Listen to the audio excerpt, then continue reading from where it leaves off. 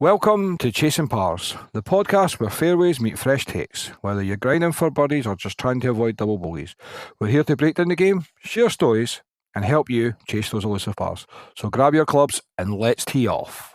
Hello and welcome back to Chasing Pars. Still not sure how to number these, bearing in mind we've still got the audio only ones coming out. But welcome to Jack Reynolds, who is my first actually official proper chat that's with somebody I don't know.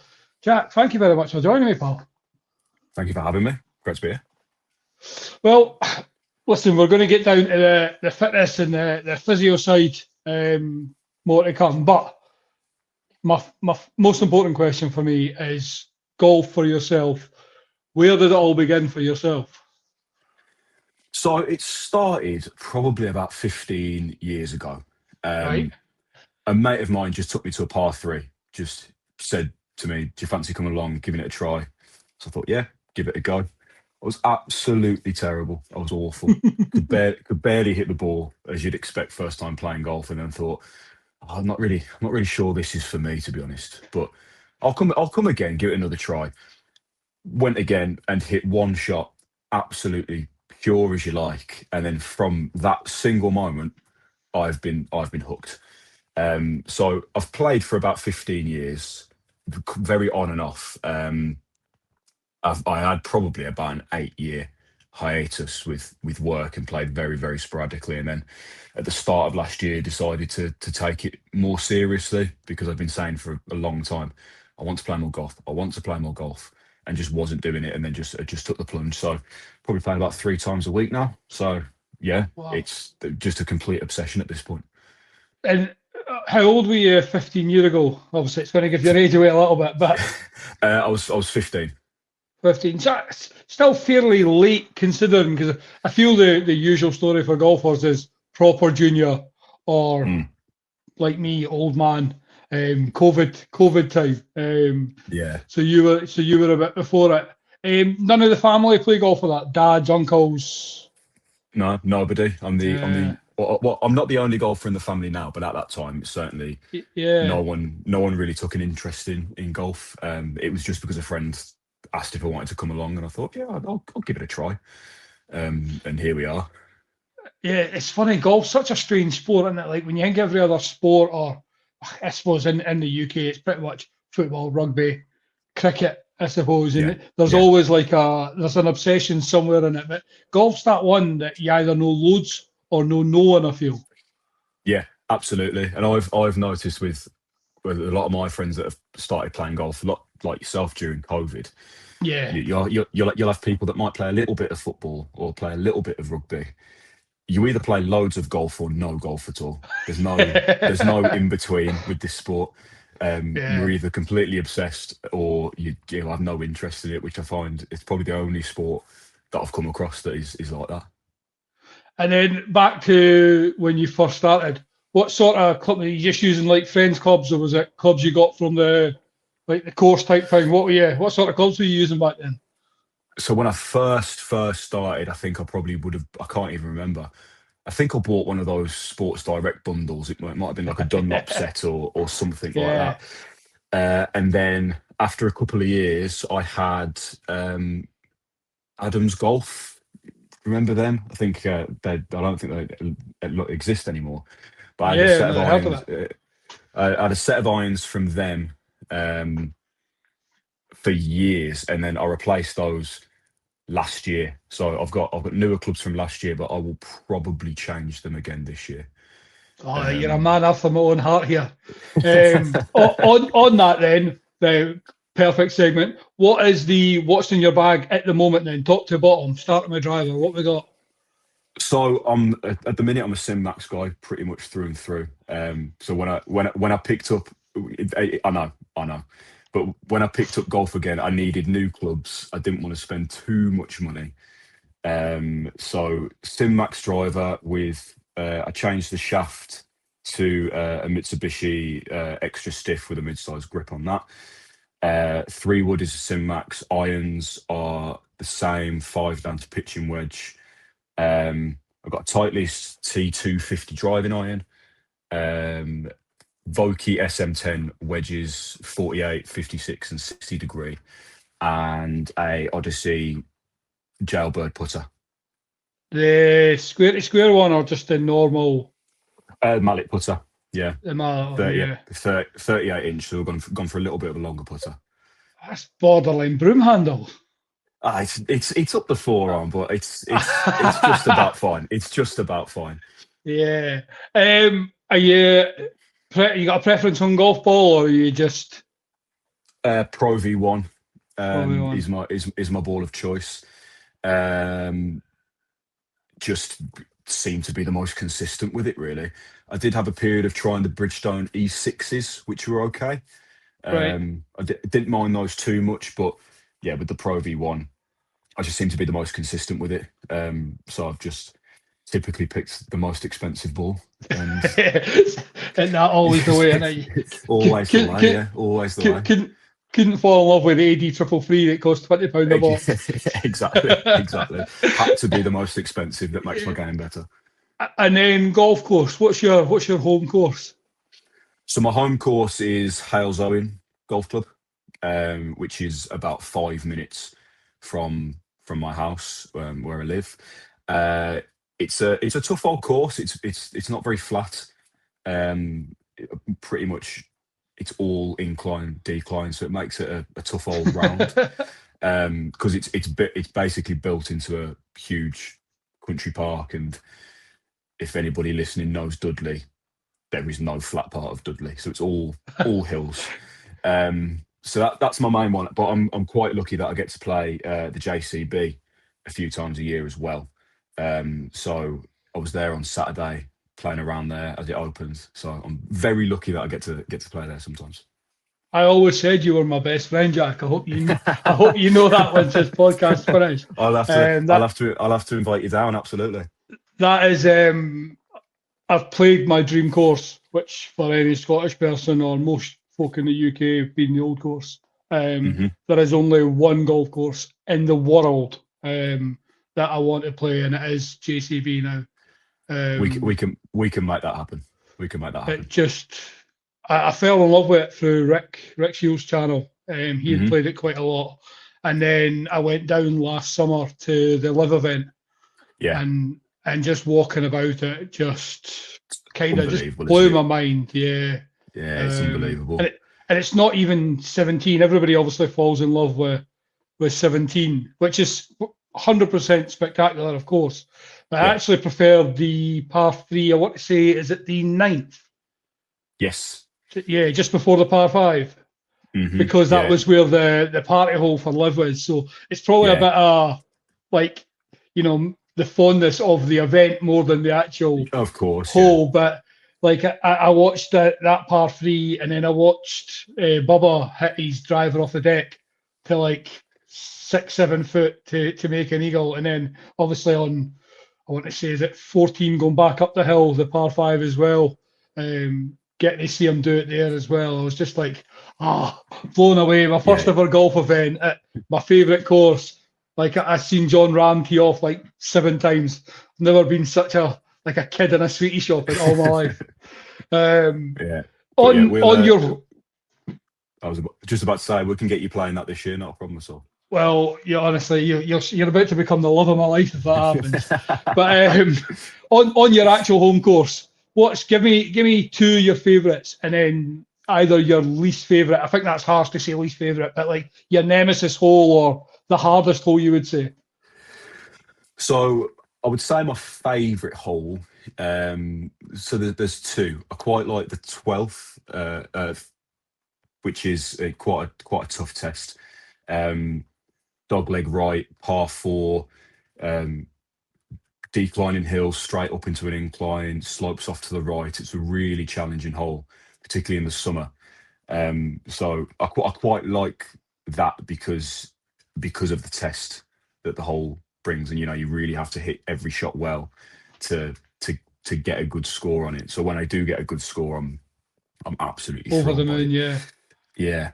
And then my other favourite is probably the 15th, which is a steep uphill par 3.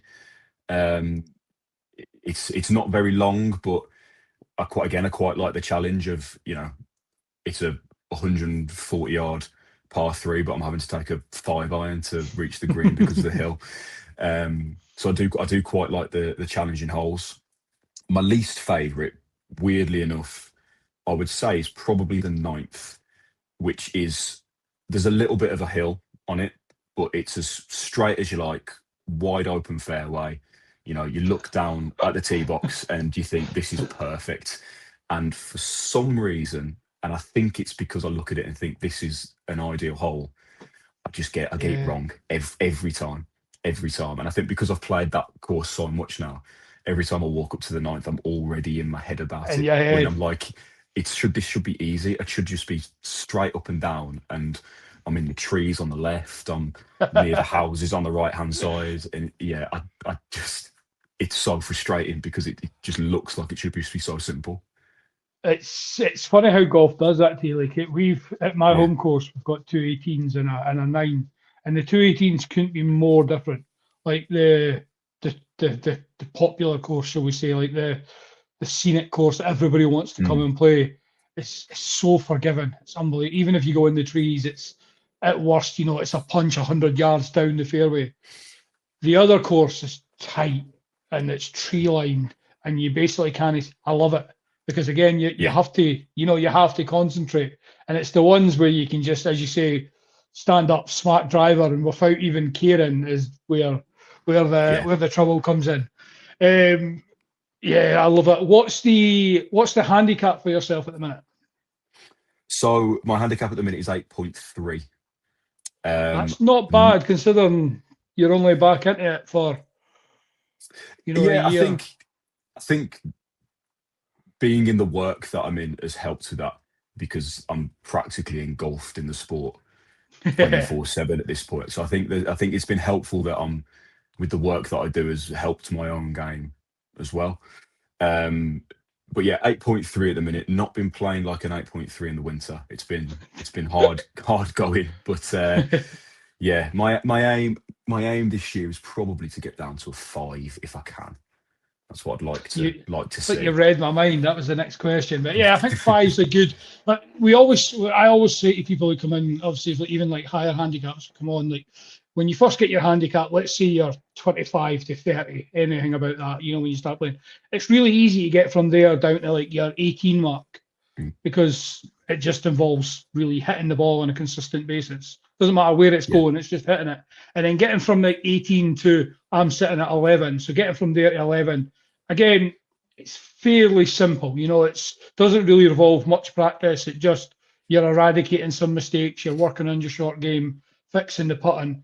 Getting to single figures, that's where you need to kind of dial in. And then, as you say, it's getting from where you are at 8 down to, let's say, 4 and 5. And then getting from that 4 and 5 mark to scratch and then above. It's why I kind of love golf so much. Like there's so many levels to the game, and it's also the only sport that all these levels can play with each other. Like I can play around with you regardless of what game we play.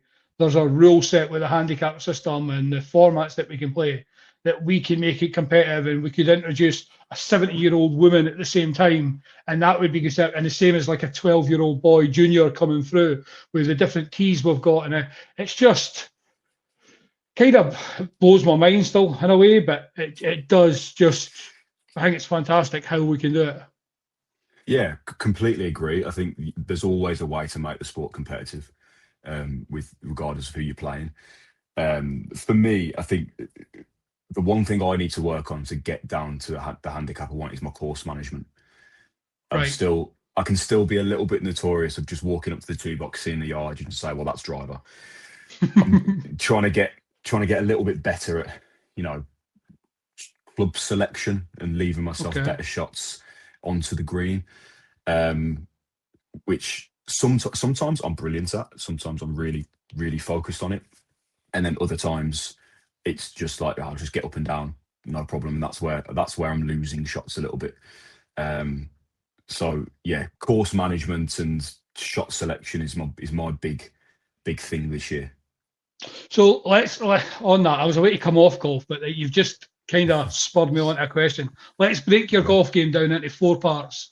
So off the tee, irons, wedges, and putter, and give me a rating out of 10 for each one. Okay, this will be easy. Off the tee, I'd probably say I'm about 7 out of 10. I'm not a big hitter, but I can be an accurate hitter. Okay. Irons 9 out of 10. I've really owned him. My iron play at the minute is really, really good. I'll skip wedges for a second. Putting's probably a 7 out of 10 again. I could, I'm reducing the amount of 3-putts I'm having now, so I'm pretty happy with how that's going. Reading some greens is still incredibly frustrating, where you'll play the first and goes, right, I know how fast this is going, then you'll go to the second and it's half the speed. Still really frustrating. Wedges 1 out of 10. It's like I've never picked a golf club up in my life. Really? My wedges, it's really, really bad at the minute. I've got the chippy jips really bad at the minute. I think I played the Belfry at the end of January, and I probably added an extra 15 strokes because of my wedge play. Now, if I was to guess from you, just from obviously knowing what you do for a job sort of thing, I would have said I would have had that as your strongest point of your game. Yeah, I think most people would. Yeah. I think it comes from my own doing, really. So when I play, it's mainly been summer golf. So my distances I'm comfortable with. I'm comfortable with it. I'm not playing on boggy courses where it's just going to hit the ground and stay there. So when I'm within a certain distance, I'm fairly consistent at hitting the green. So those real short game shots, I haven't had to do too much. So I haven't practiced them too much. Now it's come to the winter, and I've been determined to not be a fair weather golfer and play all year round and get as much consistency as possible. My distances are shorter. The ball's not travelling as much as I would think it would, like just consciously. So then I've had to do the short game more, and that's where the problem's been highlighted. That it's really lacking at the minute. Yeah, that, as you say, that'll come then. That's the key bit. Again, I reckon if it wasn't for my wedge game, forgetting if anybody watched my last YouTube video, if it wasn't for my wedge play, I'd still be 14, 15 handicap, like comfortably. My wedge play is what saves me. I was about to come off clubs, but you mentioned you're looking at getting new clubs this year. Bearing in mind you're in 8 handicap, and the type of irons that the Sim Max irons are, is that one of the first clubs you're kind of looking at changing? Or because you said you're enjoying them, are you kind of just going to kind of better the devil you know? Yeah, I'm in 2 minds, really. So I've not long changed my putter, not long changed my wedges. So my wedges are about 2 months old. I bought the SM10s, and then about 2 weeks later the SM11s came out. Sort of timed that to perfection. But my wedge game is improving with them, so it's been a positive purchase. Yeah, I am in 2 minds about my irons. I think they're a little bit short because they're not fitted. I just got them straight out of the box. So I do want to get some fitted clubs. I don't need to get much. I'm 6'2", so they're not going to need much increase in length. But I do think that's one thing I want to do. Not necessarily because I need to, because of my game, but I know what I'm like, and I see a new set of irons come out, and I'm like, I fancy those. They look quite nice. So yeah, I probably will, because I know exactly what I'm like. But yeah, my iron play is so good that I really should just stick with what I've got. Well, yeah, that's what I was thinking. Like, if you're trusting your iron play, it's probably the one part you don't. But I also know, because obviously the Sim Max fan who doesn't know, it's a fairly chunky iron, and you obviously strike a ball really well. So like, there's almost that temptation to go down the player route. But again, it's probably a lesson to a lot of, including me. It doesn't really matter what your iron is if you're hitting it well. who cares really absolutely. what it looks like?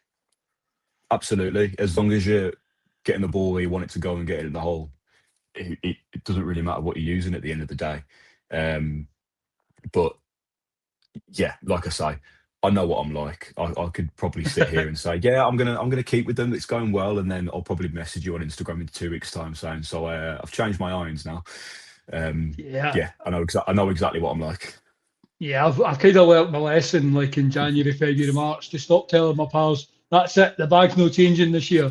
Because every single one of them take a screenshot of that message. And then in April, once I'm on my fourth set of irons for the season. What was that again? But let's come away from golf for a little bit.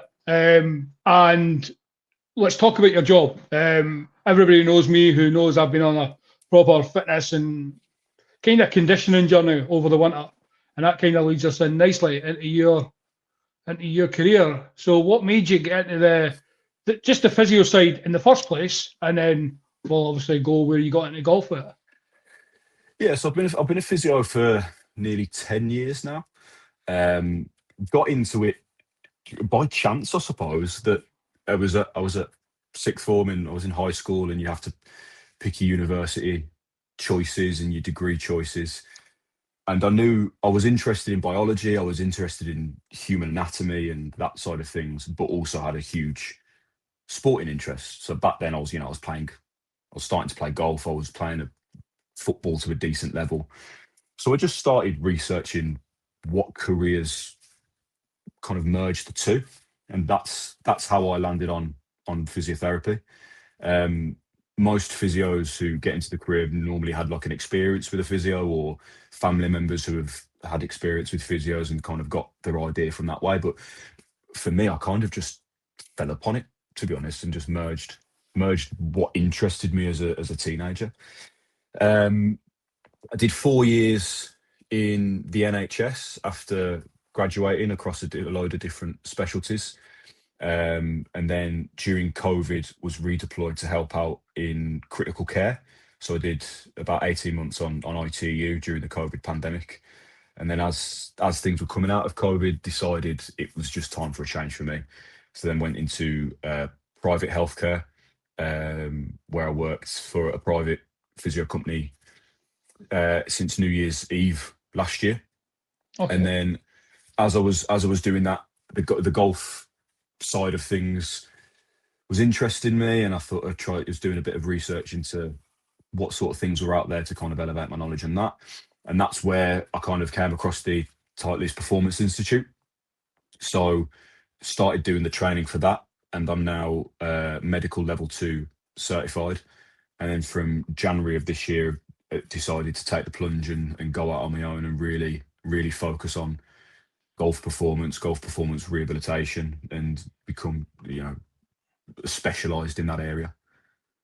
Right, so I'm going to almost be borderline ignorance here when I'm talking about it, just No, you're on an fine. educational bit, because obviously I think, let's say 90% of the UK have had dealings with a physio throughout.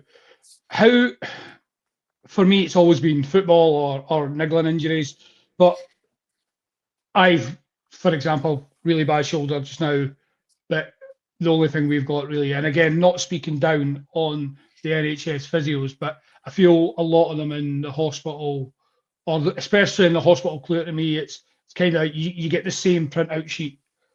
There's not really a examination almost, it's a case of, can you move your arm? Yes, right, here, do these exercises with these red and green bands. How have you found, or how did you find, like the physio side for golf specific? Because again, I don't feel a lot of golfers, barring high level golfers, would kind of look into a physio as such without properly getting hurt, if you know what I mean. Yeah, absolutely. And I think kind of one of the reasons I wanted to come on this was to kind of give that overview. So yeah, I will work with injured golfers. I will work with in general members of the public as well. So I'm not just specific to golf at this stage, but that's kind of the specialism that I want to go into. But I will also work with individuals that don't have an injury. So let's say, for example, you went to a golf pro to get some coaching, and their suggestion was that you need to open your chest up more on your backswing. You need to fix the pelvis more on your backswing. You need to rotate more here, do this, do that, whatever it may be. But you're struggling to do it while you're practicing. I would then do a full physical examination, basically to see, well, can you actually do that? Will your body allow you to do those movements? Is there a physical limitation that is stopping you doing what you're trying to do in your golf swing? So I'm not a golf coach. I'm not here to teach people how to swing properly. There's a million ways to swing a golf club. Yeah. My role is to look at a person purely from a physical perspective, from their movement, their power, their ability to dissociate their upper body from their lower body, as an example, and try and establish what the most efficient way for them to swing is. We use a specific set of exercises, and then from those exercises and tests, we can determine what sort of swing characteristics are likely to be in a person's swing. So if I did an examination on you, we'd go through these exercises, and it may say there's a high probability of early extension in your swing. I would then analyze your swing, which I use Sportsbox, if you've heard of Sportsbox. I think so, but I'm going to come on to something once you're finished. I'll let you keep of going. Course. So I use Sportsbox to analyze the swing. It creates a 3D model of their swing, and then I will then look at that and say, right, it says the TPI screening thinks you're going to have early extension. If we see that in the swing when we analyze it, then we can confidently say there is a physical limitation. This is how we fix it. This is how we improve it. If we don't see it and there's a difference, then I would go to an individual and say, right, that's a coaching issue. So you need to go and see a coach. So I look at it purely from a physical perspective and what the person's body can do, and then get them swinging the most efficient way possible. So I'm going to take this back to YouTube for a second. I've just watched a video yesterday, actually, just so happened, and you had mentioned the Titleist Performance Institute. Is this, I don't know if you've seen the video to make this thingy. Peter Finch just did a video where I assume I've seen it, yes. When he's all connected up to that. Is that yes along the lines of what you're... In essence, yeah. So what they've got at the TPI, which is in Oceanside in California, the equipment they've got there is obviously the gold standard, and costs tens of thousands of pounds. For your standard physiotherapists like me, we have to use different methods to get that same information. But that's part of it, yeah. So I saw that he'd uploaded a video. I haven't watched it myself, but if it then went through some kind of physical testing and examinations, that's exactly what I do. So all of that side is exactly what I do. Yeah. Yeah. So I found that video, and I get obviously the levels to what they have access to, because again, Pete's probably one of my favorite YouTubers. It's kind of who I feel like I could. Hey, be careful what I'm saying. I obviously will never be as good as that, but like that's almost like the part of the person whose game I could as close to replicate, because I see the similar type of build. To say I'm never going to be as fast and as long as him, but like a bit like, I think it's why I love John Ram so much. I'm never going to be able to do what Rory can do and swing the club all the way back and shallow it right down and do that. But with John Ram having that shorter swing and just the ferocious, again, not to the same level. Like if you order them off Shein or Temu, I'm that version. But Pete fascinates me, and obviously me and my golf are obviously now out there and part of that as well. So it fascinates me, and it's kind of, I didn't know we had access to someone even remotely in that field in the UK, because again, a bit like why you wanted to come on and talk about it, but I feel golf's almost still that taboo subject. Not that it's taboo, but like I feel bar getting out and playing, it's almost not. It's still kind of, it's getting cool to be a golfer, but it's still not like, you'll tell everybody you play football, but it's not like an open conversation when you go into the office and like, I was golfing at the weekend. niggled my shoulder, I overswung. But if you come in and say, ha, wee limp and somebody went over my ankle, it's still, oh, what happened? And you're talking about it. I feel it's still a kind of, I hate saying the word taboo because it's not really taboo, but it's almost a keep quiet subject. Yeah, I agree. I think, like you say, golf is becoming more popular, but I still think for the majority of people, it is still seen as an old man's sport, Yeah.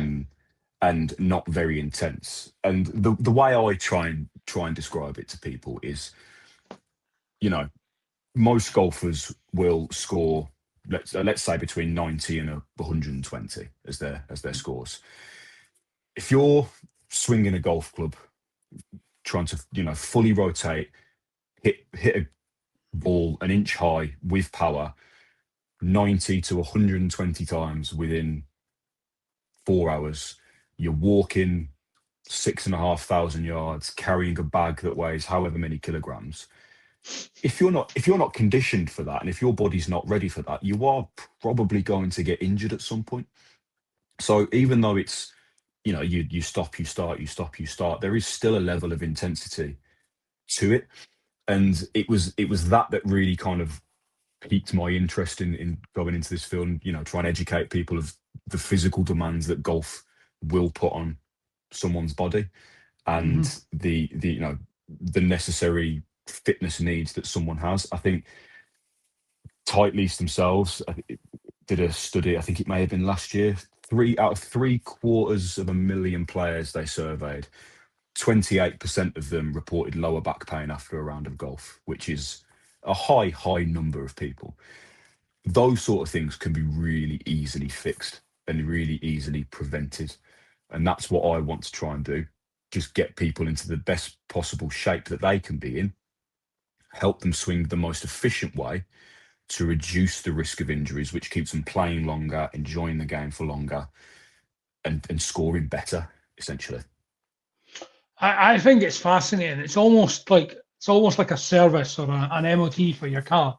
As you say, Yeah. it's like, yes, your car's designed to do it, but wear and tear naturally takes place. Uh, Generally, as you say, most of us are okay after one round, but I sometimes play 2 rounds, 2.5 rounds in a day at the weekend in the summer. Stupidly signed up to do the prostate cancer big golf day as well, where I'm doing 5.5 rounds in one day. So I can only imagine how I'm going to feel on the fourth and fifth round.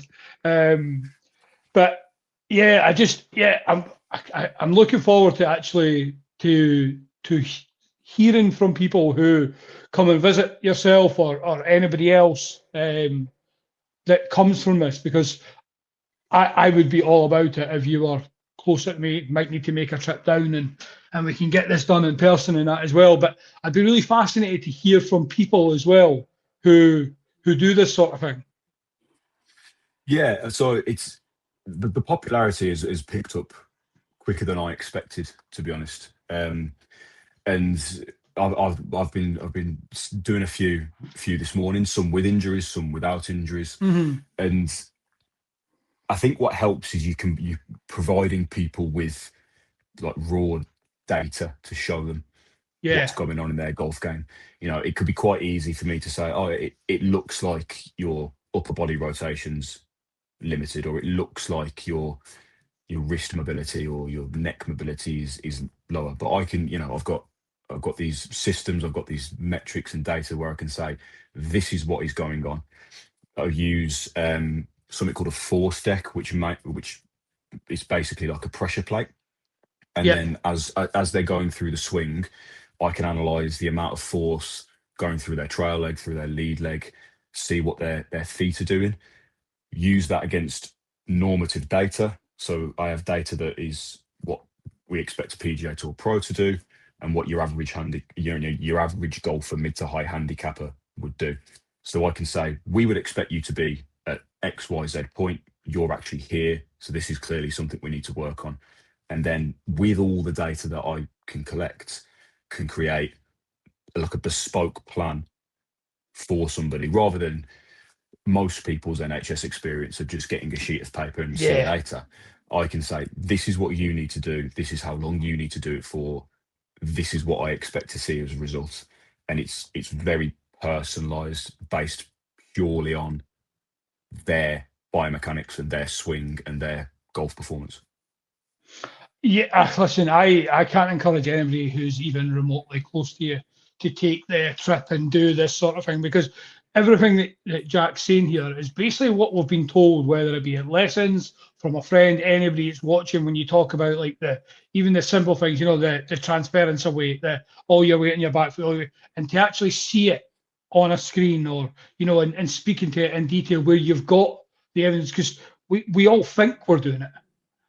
And it's not until, and again, even the person, like, if I'm trying to help a friend out and saying, yeah, but you're not, you're not turning, you're not doing this, and they say we are, well, you've kind of got no proof, whereas you've got it there, data on a screen. And I just think it's huge. And I actually think it's fascinating I love the geeky science side of it. Because again, we speak about it, it's not that common just now. You know what I mean? It's still not there. And again, I'm just such a YouTube geek and Pete Finch geek. It's the only reason I kind of know a little bit about it, and I've seen it. And obviously, that's taking it to the next level, the proper high end level. But if we've got access as, your average golfer, I think we really need to be taking advantage of this. I completely agree. And I think the popularity of it is increasing in the UK. I think that the TPI has been around since 2003, and has made massive developments in the US. But I think as golf and popularity in golf picks up in the UK, a lot of people I see will say, I've been on YouTube or Instagram, I've followed these exercises because they say it'll be helpful for this. Because what I've found most interesting since doing this is, my first question will always be to someone, what do you think is your limitation? What do you think is the issue with your swing? From coaches or eyeballing it, what's your opinion on that? And more often than not, what the individual's opinion of their limitation isn't actually what's going on. So most people think their upper body rotation is really limited, when in actual fact it's lower body, it's pelvis, it's hips that's causing those issues. But from eyeballing it, people say it's my upper body. So they do upper body rotation exercises, they do upper body strength work. But then by providing them all this data, we can say, well, actually, no, it's this. That's why your game's not necessarily getting any better, or you're not feeling there's a difference, because what you can see from eyeballing it is completely different to when we go through a full physical test. It's completely different to what you think is going on, which is what I've found the most interesting side of these tests. Yeah, again, as you say, we're almost, as humans, it's just natural. We're almost deluded in a way, in our way, set in our ways. Maybe not deluded is maybe a bit too, but we're very set in our ways, as you say. And again, as you say, a lot of people think it's the upper side. That again comes down to nobody wants to do lower body in the gym. So if they are going to go to the gym over winter to work on their golf game, they're going to do core and upper body because that's fun.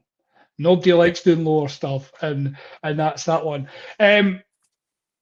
On where about is it you're based for anybody, and where can they find you on social media? I will tag it in anyway, but just for anybody watching or listening in the car.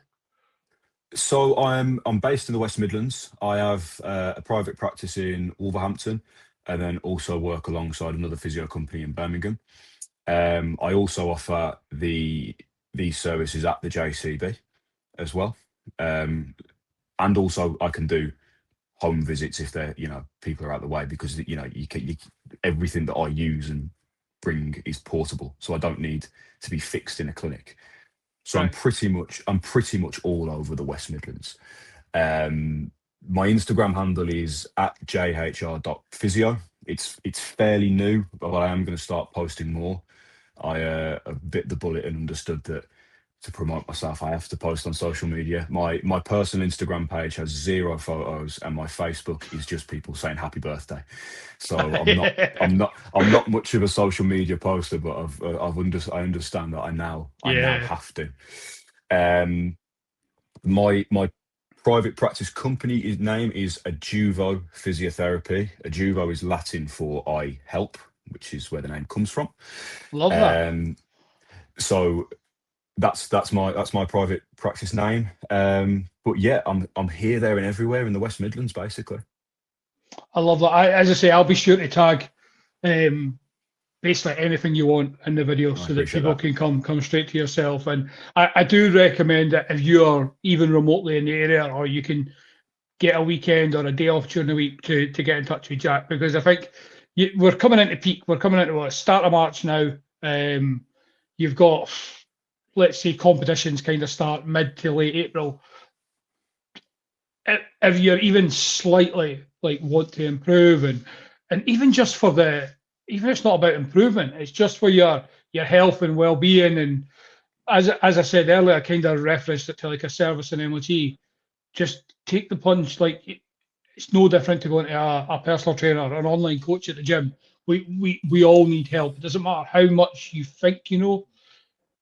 Like my personal training coach, he's got his own coach. He knows everything, but it's always going to benefit us. So yeah, please go and anything, get in touch with Jack, or if you're not near the area, I'm sure there'll be somebody relatively similar, that can offer you a hand. But definitely try and do what you can to become healthier, stronger, whatever it takes. Yeah, absolutely. And there's a million ways that the TPI screening can help, whether it's just biomechanical assessments, working through an injury. I still do your standard physiotherapy stuff, and also injury prevention. Part of this is looking at the biomechanics and saying, this if this carries on, you're likely to get injured in the future. So we need to do this to prevent that, because prevention is always better than the cure. Yes.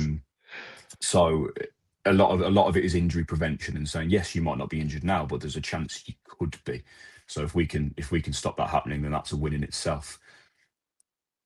Yeah, and I think that's massive. Actually, I'm glad you mentioned that, because when we're talking about everything about improving elsewhere, but preventing injuries as well, like we've all, whether it be in the gym, running, everything, we all can feel it getting to that breaking point. But it's managing yourself and strengthening yourself, and as you say, preventing it. If there is something you can spot a month before it happens, it's much better that than trying to spend 2 or 3 months recovering from that down the line. So yeah, listen, go check out Jack and everything he can offer there, and we might need to make another trip down south this year.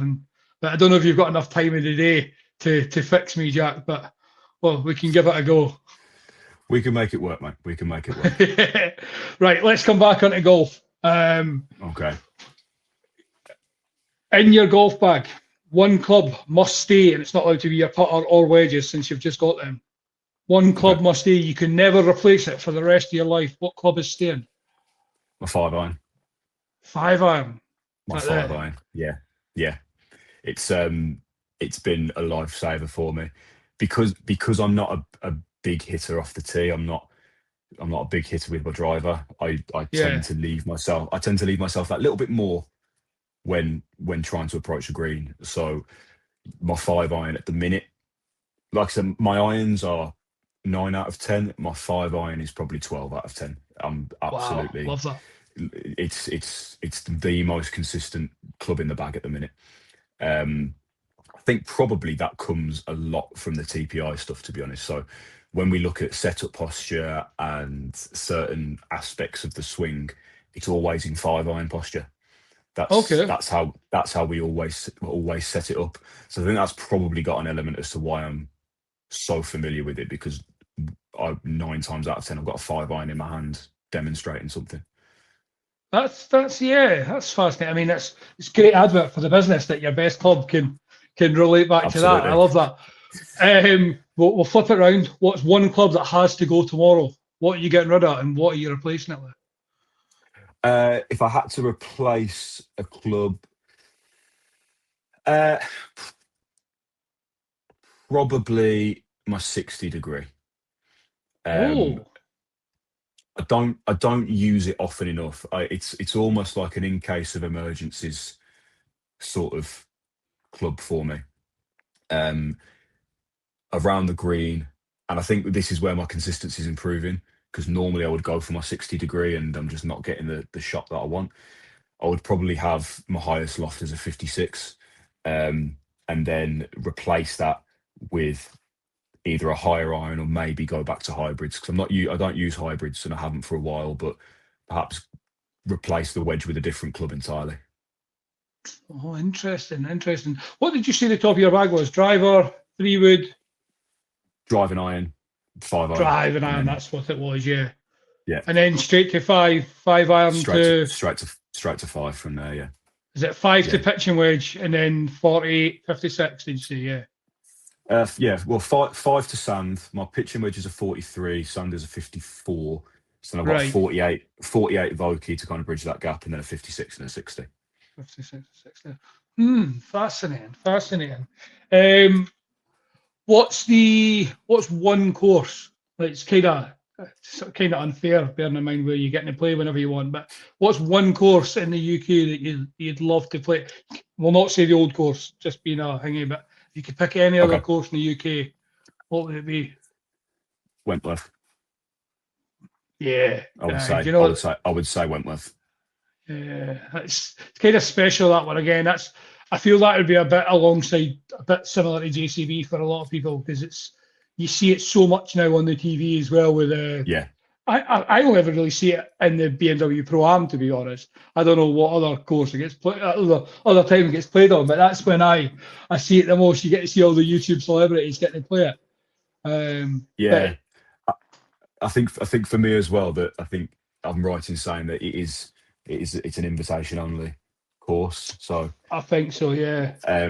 so I think that contributes to the reason to want to play it, because if you ever got invited to play it, it would just be a great feeling in its own right. Yeah, here you never know. Wait till this the full physio side takes right off, You and never then know. You never know. you're teeing up in 5 years' time alongside Gareth Bale and Peter Finch at Wentworth. If we're speaking this time 12, well, I'm not even say 12 months. Let's say we're speaking in November. Where do we think we are in the golf game? Obviously, you mentioned getting down to like 5 in the handicap. What other changes would you like to have kind of seen throughout the year? Any achievements? Any stuff like that? Yeah, I think working towards reducing the handicap is the main thing, and I know for me, it's going to be the short game that does it for me. You know, it's going to be the chipping. It's going to be those approaches within 30, 40, 50 yards. So I just want to get a bit more consistency in my game overall. My handicap is an 8.3, but what's frustrating with the handicap system is obviously it takes your best 8 of your last 20. Yeah. I can be very, very inconsistent with my game. So I could shoot a 77, which then goes to it, and then play Hail Zone the next week, and I've shot 110. So I don't think my handicap is an accurate reflection of my overall game, to be quite honest. So just more consistency, more consistent scores within 5 to 10 shots each week, I think would be good for me, particularly at my home course. I know that if I go and play another course that I'm not familiar with, then I need to give myself a little bit more leeway with that. But consistency with my chipping, not have that mental dread when it lands short of the green, because I know for a fact I've got the shot in my bag. But so much of golf is psychological, isn't it? Yeah. So much of it is psychological, and as soon as I see it land and my head drops, I'm like, I need to get out of that mindset and think, no, I can do this shot now. I can play this. This is going to be absolutely fine. So, yeah, just consistency with my shots at my home course and consistency in my scores, I think would be a win for me at this point. Do you practice a lot, or do you just kind of play? My practice varies. week on week, depending on how work looks. Yeah. Kind of being self-employed, I don't turn work down. No, absolutely not. I will always do it. But it also, the beauty of that is I can have the flexibility to say, okay, I'm going to do this on this day so I can go and practice. So it varies week on week. I will always, if I'm teeing off at 11, let's say, I will always try and get to the course at 9:30 and have a good warm up, a good session warming up. I'm notorious with my friends that I don't start playing properly until about hole 6. My first 5 holes are just shocker, absolutely Yeah. shocker, and then I get to the 6th hole and it seems to click. No matter what I do, no matter where I play, no matter what the weather is. First 5 holes, I'm just like, I'm writing these off. Don't worry about it. Come speak to me on the 6th. But yeah, I will try and practice as much as I can, but it's so hard sometimes, particularly in the winter. So my home course does get affected by the weather a lot and has been closed quite a lot at the start of the year. So it's been difficult to go out and practice as much as I want, but I do try. I'm sitting thinking, wow, you get to the course early, but you'd be kind of borderline hypocrite if you were the guy who turned up 10 minutes before tea time. You know, like the abuse I would give you, put it that way. Yeah, I'm telling all these people, you need to do this, you need to do this, you need to do this, and I'm like 2 minutes to go, just rocking up. Yeah, I don't think that'd be good for business if I did that. No. What like, not trying to like you give away freebies. What would you recommend as let's say you've got half an hour to warm up, like just so you're not spending too much time away from your wife, kids, blah blah blah. But if the average golfer's got half an hour before their tee time, what's like maybe like a top 3 things you would recommend they do to benefit themselves and their golf game?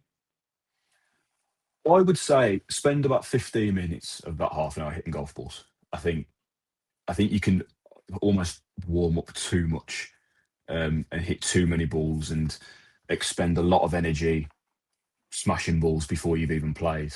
I think if you hit too many before you play, by the time you get to the back 9 or onto the 15th, you've already used a lot of energy and it's going to affect your game. So I would use half of that warming up, and I would do personally. I'd mainly do iron play, short game, because that's where your games are won and lost really.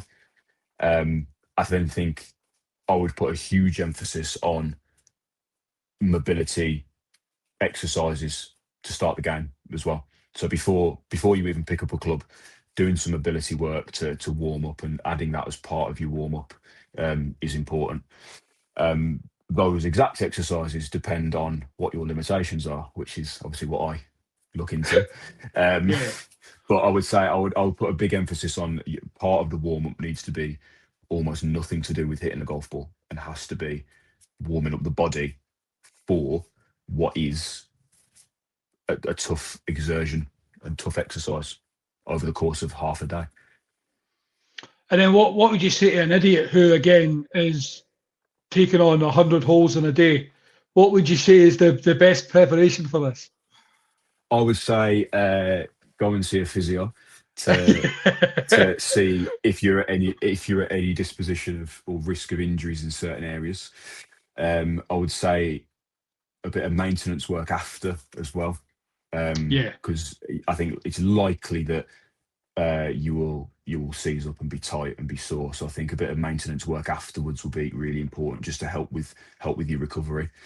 And I would say if you're playing that many holes, there's going to be short break periods in that time. I imagine there'll be a couple of a few minutes here, a few minutes there, breaking it down into each section to say after every 10 holes I'm going to do XYZ exercise, XYZ mobility work for 5 to 10 minutes, just to keep their body loose as you go and keep that flexibility there. Because as you go, you're going, as everybody would, you're going to seize up a little bit, you're going to tighten up. So if you incrementally and break it down into every 10 holes, because it's an easy way of doing it, do some rotational work and things like that.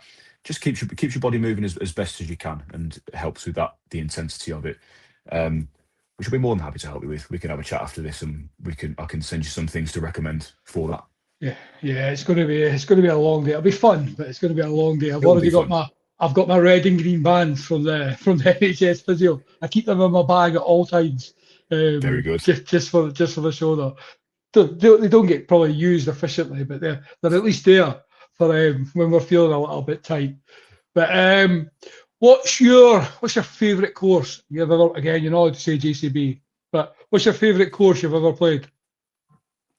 Favorite course I've ever played? That's a tough one. Probably Enville, local course near to me. Nice. in Stourbridge. Lovely course. I've played it a few times. It's so well maintained, beautiful scenery. They've got a couple of courses there, but the Highgate course at Enville is really, really nice. Tough course, but doesn't feel like it's a slog or anything like that.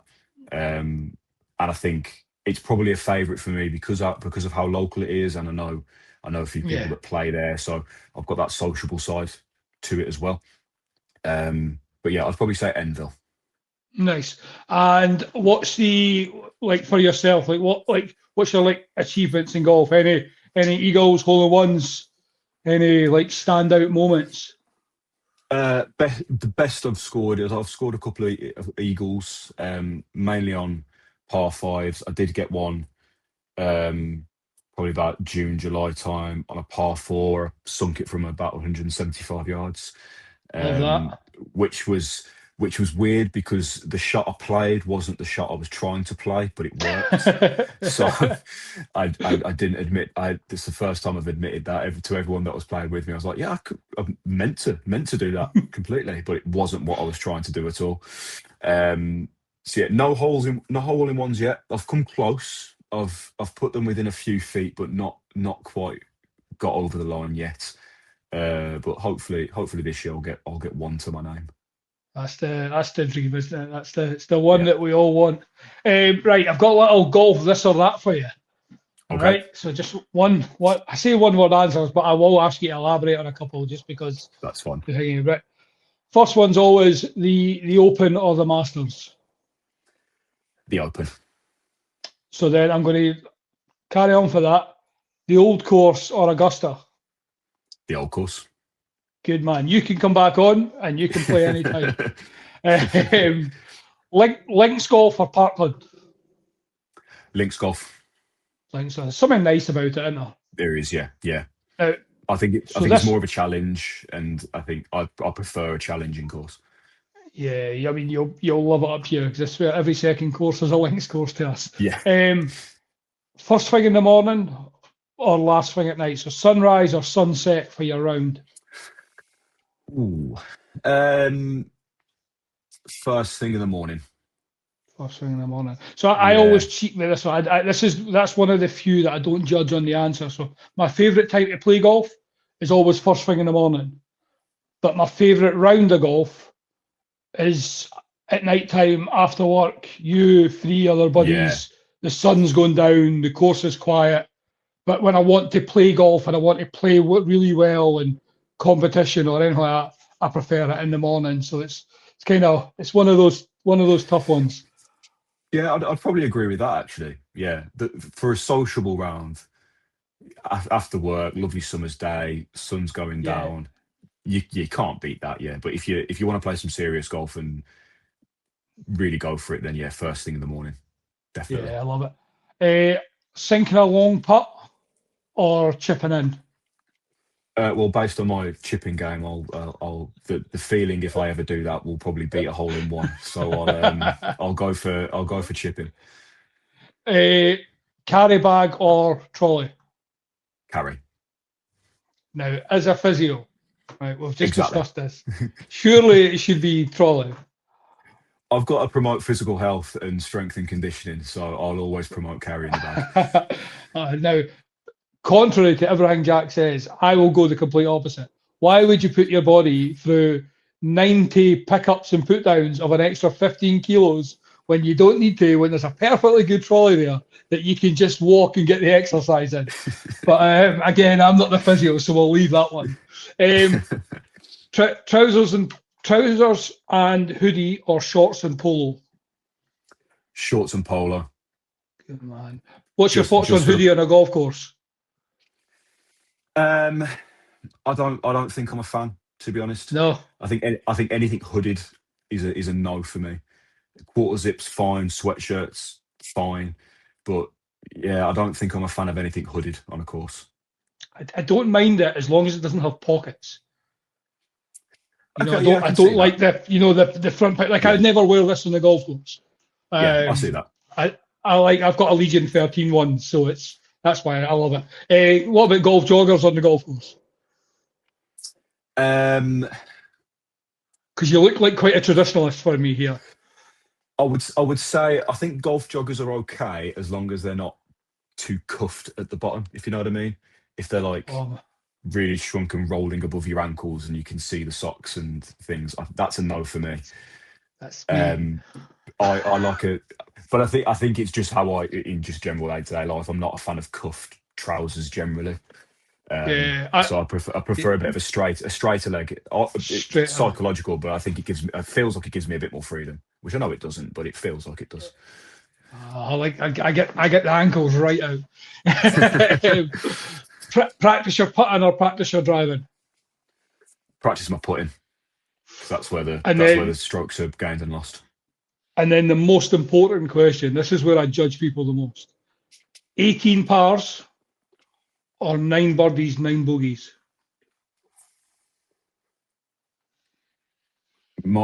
I instantly go 9 birdies, nine bogeys. But I think it depends on when the birdies come and when the bogeys come.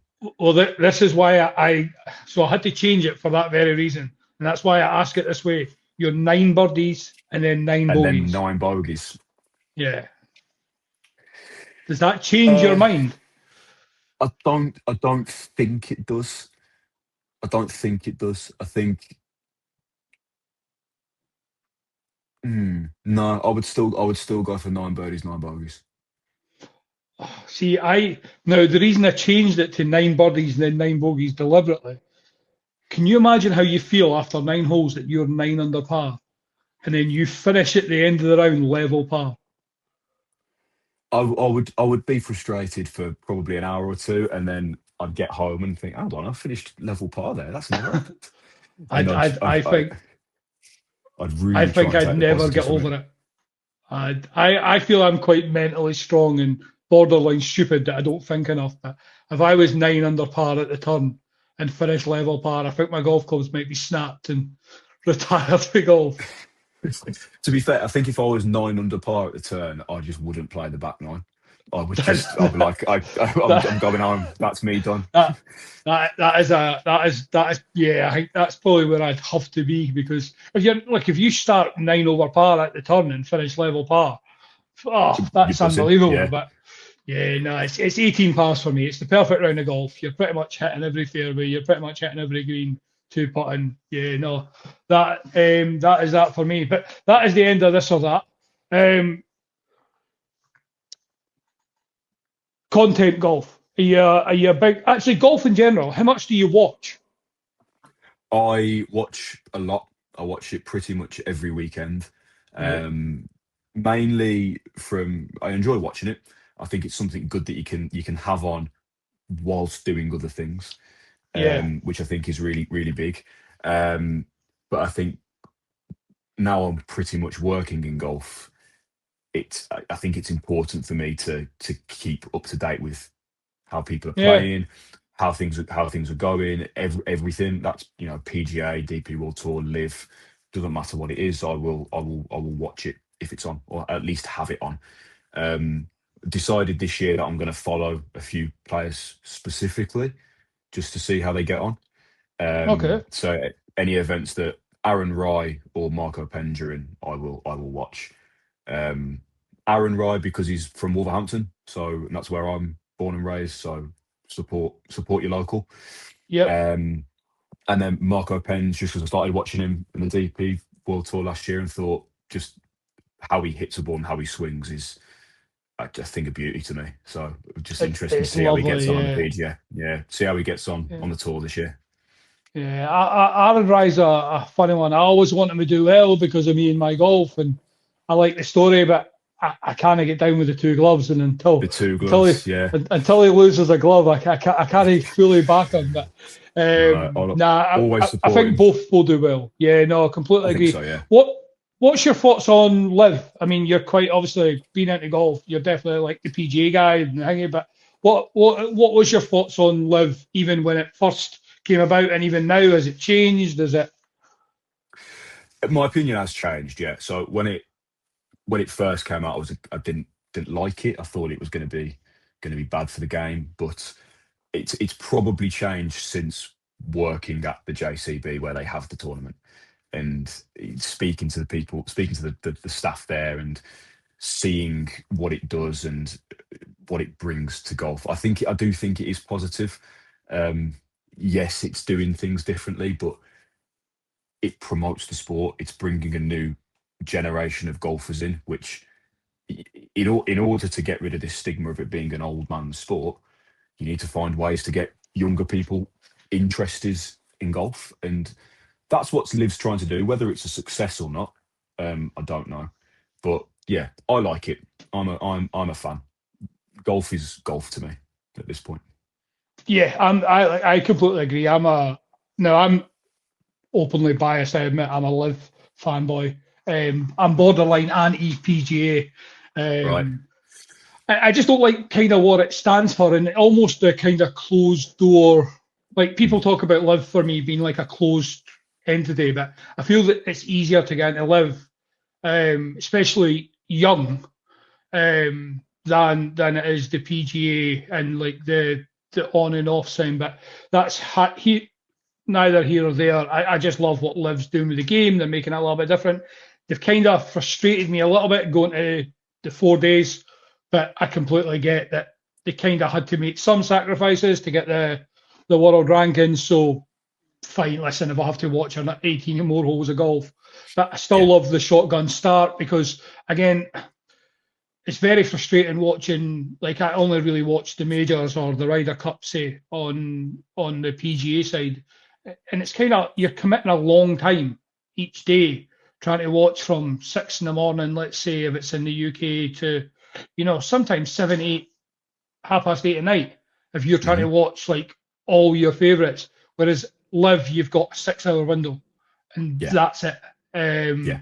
I did love how we had it on like the ITV app and stuff for the UK, and it's going to TNT now. So I love all that side of things. So yeah, listen, I think for the PGA to be even more successful than it already is, for Live to be successful, for the DP World to be successful, I think we need, as golf fans and golfers, we kind of need them all Yeah. to do well and to get on. And I think the better Live does, the better the PGA does. We've already seen the increase in all the prize money, um, Yeah. Absolutely. and the PGA basically because of John Ram, because of Bryson. So Yeah. I think that's why we see Rory's change of tune really in the last couple of years. All of a sudden he's getting those extra few million. It makes a Yeah. difference. What about YouTube golf for you? How much do you watch? Obviously you'll know who most of the big names are, but are you a watcher? Is it something that you're really interested in? Yeah, I like it. What I like the most about a lot of YouTube golfers, because you've got some like Grant Horvat who are +3, +5 handicaps and just stupidly good at golf.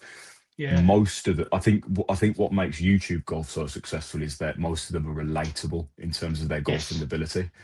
They aren't plus handicaps. They're not scratch level golfers. They're mid. A lot of them are mid to high handicappers. So they play golf like your average Joe, which I think is really good in getting people involved in golf. Because I think if you had content creators that were just plus handicaps, pure in every shot, scoring under par every round, and then you went to go and try golf and then you just weren't doing it, you would fall out of love with it very quickly. But if you're seeing people like the Four Bros, for example, who have got varying ability and don't cut out their bad shots, don't cut out when they score 14 on a hole, you then go and play and you're similar to them. It's something relatable, isn't it? And I think I like it. I'm a fan of it. I, again, will watch it, have it on in the background while doing other things. For me, anything that gets more people playing is good. I think it shouldn't be a closed shop. It shouldn't be a rich sport, if you like, because there's that stigma to it. It is an expensive sport, of course, but I think anything to get people playing is only positive for the sport. Yeah, and I can echo that. I mean, I'm again biased being in the world to any degree, but I would rather watch YouTube golf than even the pro golf because, as you say, it's relatable. I do love that we're getting your Brysons, your Tommy Fleetwoods, your John Rams, like even Scotty jumping in and out of videos with like the Bob Does Sports guys and the Barstool guys. I just think seeing those guys along with now, don't get me wrong, like your Grant and all that are top level golfers, but even getting to see him take on Scotty in a match, for me, is like it will always give young kids hope that even if you're not very good at golf, not that Grant's obviously like an elite level golfer, but like because of YouTube, if you become successful, I mean, just look at like Jake and Logan Paul, for example, like where they've come from to what they are now. And I just think YouTube's the greatest internet invention that there's ever been. I think if you need to learn to fix a washing machine, rewire a socket, temporarily fix your golf swing, there is a video, whether it's good or not. Like there is a video for everything on it, and I think it's just if that gives you an avenue for any kid to do anything, whether it be play golf or even just content creation, I think it's got to be good for the world, especially with it's a fairly negative world we live in these days. So if we can get positivity into all these, I think that is the way forward. Absolutely. And I think when you see your tour pros on there as well, it humanizes them a little bit as well, because you see them out of the pressure of being on tour and they can be themselves, makes them more relatable, makes them more likable. When you see Scotty joking about getting arrested just before the PGA, and just being because elite sportsmen, elite sportswomen are put on a pedestal when they're playing. So when you see them as like normal people, I think that inspires people to play as well. I completely agree, and I think, I mean, we mentioned that like names like Scotty and John Ram and Bryson. Bryson's probably the biggest example of probably being one of the most hated figures in golf to now being one of the most beloved. And I do think there's a lot of golfers who still kind of, yes, they dapple in like the YouTube side, but like I'll use Rory for example, my least favorite player. But like he dabbles, but only in like tailor-made stuff. You never really see him like kind of jumping. Not that he's going to jump in like a Bob Does Sports, but you'll never really get him in like a let's play Grant Horvat in a 9-hole match. He kind of sticks to those 10, 15. Whereas it'd probably be good for him. All the stress and the pressure he puts himself under. Whereas if he could just go and enjoy himself for an hour and a half, because I thought Scotty was the most boring man on the planet until I seen him on. Yeah, he was on Grant's video. He did one with Bob Does Sports, and he was just brilliant. DJ did the same. John Ram always looks like he would be fun. He's almost custom made for YouTube. Again, I think Tyrrell Hatton should do more. Like he's done little bits, but he did like the UK duels. But he was put with like Seb, he's not a terrible golfer, but like when you compare levels again, we're talking, you could just. I felt he was always getting frustrated. Whereas if you could put him in like a little competitive match and you could have like a back and forward with like a Wes Bryan, a George Bryan, where you could have some fun. I think he could do with like lightening the load a bit. But yeah, I mean, I always put down, even going right back to the start, if it wasn't for YouTube Golf and Rich Shields, I don't ever pick up a golf club.